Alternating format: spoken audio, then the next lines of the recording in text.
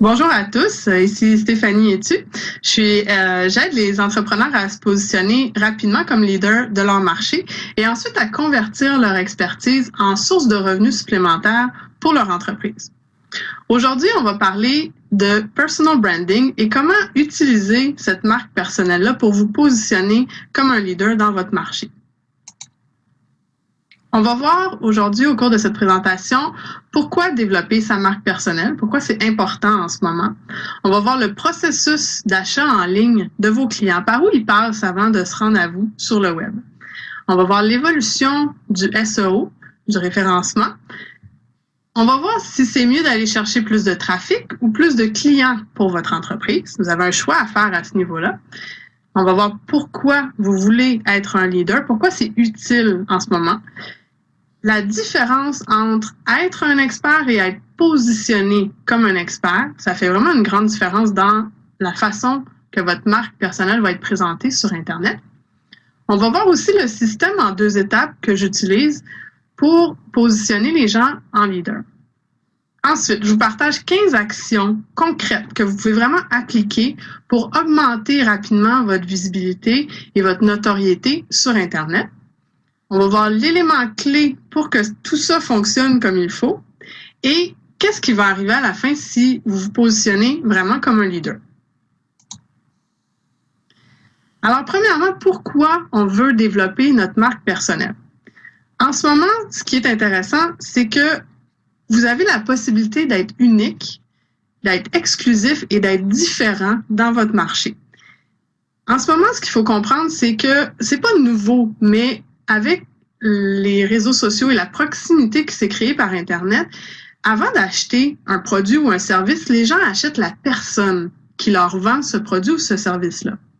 Si vous vous placez dans la peau d'un consommateur, c'est pour des biens tangibles, ça peut arriver qu'on n'achète que le produit, mais quand on va aller chercher un service, habituellement, on va entrer en contact, en relation avec la personne qui nous le vend, et c'est cette première étape-là qui fait qu'on va décider d'acheter ensuite le service. Donc, plus vous développez comme il faut votre marque personnelle, plus vous facilitez cette étape-là de vendre vos services et vos produits. Par où passe le client quand il veut acheter ou quand il veut vous connaître sur le web? Premièrement, votre client, au départ, quand il ne vous connaît pas, il ne va pas aller sur Google et faire une recherche avec votre nom parce qu'il ne vous connaît pas. Donc, au départ, votre client, il a un problème à régler et il cherche une solution. Donc, son premier réflexe va souvent d'aller sur un moteur de recherche. Je dis Google parce que c'est celui qui est utilisé par la majorité, mais qu'importe le moteur de recherche, c'est le même processus qui va se passer. Donc, il va aller sur son moteur de recherche préféré, puis il va faire une recherche avec un mot-clé. Et là, il va avoir beaucoup trop de résultats habituellement qui vont sortir. Il va en avoir souvent des centaines de milliers quand ce n'est pas des millions de résultats qui sortent. Qu'est-ce qu'il va faire? Il va ajouter quelques mots-clés pour peaufiner sa recherche, pour préciser davantage qu'est-ce qu'il veut trouver. Et s'il cherche un fournisseur local, donc si votre client potentiel cherche quelqu'un qui est près de chez lui, il va souvent maintenant avoir le réflexe d'ajouter la ville ou le nom de son quartier dans sa recherche pour trouver des gens qui sont plus près de lui.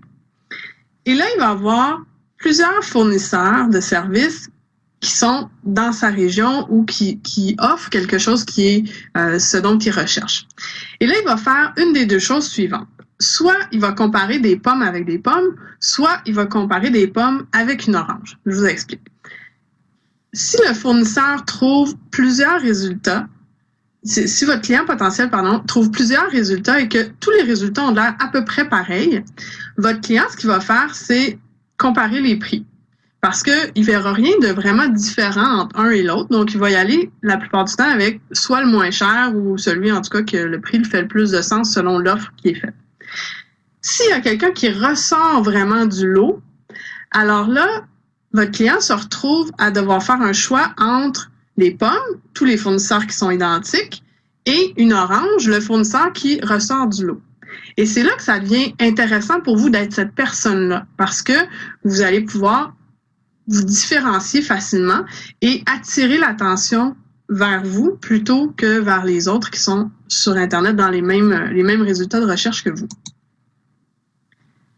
Ce qu'il faut comprendre, c'est que le référencement, le fait d'être positionné dans les moteurs de recherche, le SEO, ce qui veut dire Search Engine Optimization, donc le processus de faire en sorte que notre site web soit bien conçu pour sortir dans les bons résultats sur Google.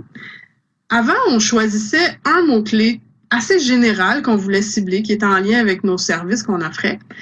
On optimisait notre site web, nos contenus en fonction de ce mot-clé-là principal. Ensuite, on bâtissait la popularité de notre site web. Ça, qu'est-ce que c'est? C'est le nombre d'autres sites web ailleurs qui ont des liens qui vont pointer vers le nôtre. Ça va indiquer à Google que notre site est plus populaire qu'un autre si on a plus de liens qui pointent vers nous. Et tout ça mis ensemble, il y a quelques années, c'était la solution clé pour aller chercher énormément de trafic sur Internet. Quand j'ai fait un de mes premiers sites en 2003 à peu près, j'ai fait ce processus-là et en 60 jours, j'étais capable d'aller chercher un peu plus de 40 000 visiteurs par mois. C'était relativement simple, même dans des domaines où il y avait pas mal de compétition. Et parce qu'on était capable d'aller chercher des volumes de trafic énormes, les ventes, il y en avait tout le temps parce que sur le volume, il y avait des gens qui achetaient. Aujourd'hui, ce qui arrive, c'est qu'il y a beaucoup plus de compétition dans les moteurs de recherche. Donc, vous êtes plus seul à décider de cibler un mot-clé très général. Donc, ça prend plus de temps pour se positionner et on est capable d'aller chercher moins de trafic générique et ça fait en sorte que le nombre de ventes est plus restreint aussi. Donc, il faut revoir un peu notre façon de se positionner dans les moteurs de recherche. Et c'est là que votre marque personnelle va intervenir en votre faveur pour faire en sorte que vous ayez besoin de moins de trafic pour aller chercher plus de ventes. Donc, l'alternative pour vous, en développant votre marque personnelle, c'est vraiment de devenir l'orange dans votre marché. Le référencement tout seul, donc de cibler que des mots-clés très génériques, va pas être assez pour faire en sorte que le client qui, à la base, a un problème à régler, arrive directement à vous pour décider que vous êtes la solution à son problème. Quand vous êtes un fournisseur parmi tant d'autres et que tout le monde est pareil, qu'est-ce qui arrive, c'est que les gens vont comparer par le prix. C'est normal, si on a plusieurs services, si on a le même service offert par 5 fournisseurs différents et que l'offre est identique partout, le positionnement dans le moteur est identique, 1, 2, 3, 4, 5, les 5 premiers, qu'il n'y a pas vraiment de différence dans ce qui est offert, qu'est-ce qui va arriver? Les gens vont vraiment comparer par le prix. Et ça, qu'est-ce que ça fait? C'est que le moins cher va gagner. Et habituellement, ce que ça va faire aussi, c'est une guerre de prix vers la baisse tout le temps, ce qui fait que tout le monde va diminuer ses marges de profit. Et c'est celui qui va être le plus agressif dans le fait de couper sa marge de profit qui va aller chercher le plus de clients. Et ça va attirer à vous des clients qui sont ce que j'appelle des magasineux, c'est-à-dire des gens qui ont aucune fidélité envers une marque ou une autre. Ils vont pas plus aller vers un que vers l'autre, ils vont aller vers un prix seulement.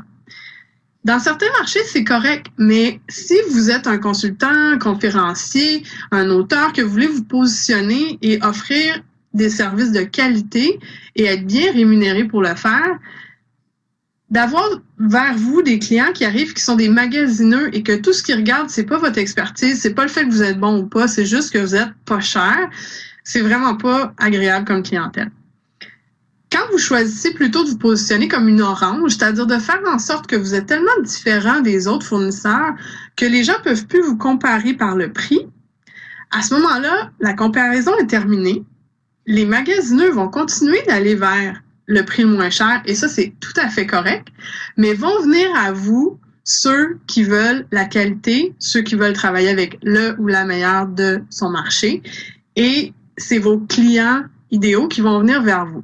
Et non seulement c'est vos clients idéaux, mais c'est des clients qui vont être prêts à payer plus cher pour un service parce que ces gens-là, ce qu'ils recherchent, c'est pas un prix, c'est la qualité et c'est de travailler avec la personne qui est la plus haute dans un marché. Donc, en vous positionnant comme un orange dans votre marché et en vous différenciant complètement des autres fournisseurs, les gens peuvent plus vous comparer avec les autres, ils peuvent plus dire pour lui, ça me coûte 100 $, pour lui, ça m'en coûte 10, je vais aller là. Parce que le 100 $ puis le 10 $ qui est demandé, ils peuvent pas faire de comparaison avec ce qui est inclus. Donc, c'est vraiment une décision que vous avez à prendre dans votre marché, de choisir de vous positionner autrement, d'établir votre marque personnelle et de vous positionner vraiment comme un leader pour faire en sorte que les gens puissent plus vous comparer de manière générique avec tout le monde. Donc, la question à se poser, c'est est-ce que je veux plus de trafic ou je veux plus de clients?